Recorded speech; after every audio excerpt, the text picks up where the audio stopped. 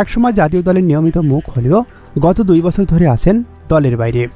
সর্বশেষ 2022 সালে পাকিস্তানের বিপক্ষে টি-20 ম্যাচ খেলার পর আর দেখা যায়নি সাব্বির রহমানকে।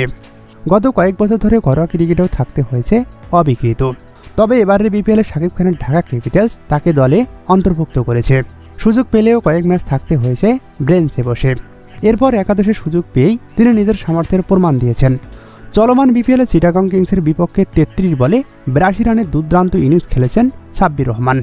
যদিও তার দল ম্যাচটি জিততে পারেনি, তবে তিনি মন জয় করে নিয়েছেন ভক্ত সমর্থকদের, নজর কেড়েছেন ক্রিকেট বিশ্লেষকদের।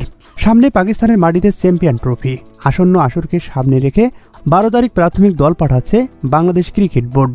প্রাথমিক দলের সুযোগ না পেলেও মূল আসর শুরুর আগে তার দিকে তীক্ষ্ণ নজর রাখছে বাংলাদেশ ক্রিকেট বোর্ডের নির্বাচক প্যানেল। চলমান বিপিএলে ধারাবাহিকতা বজায় রাখলে খুব শীঘ্রই জাতীয় দলের দ্বার খুলতে যাচ্ছে সাব্বির রহমানের।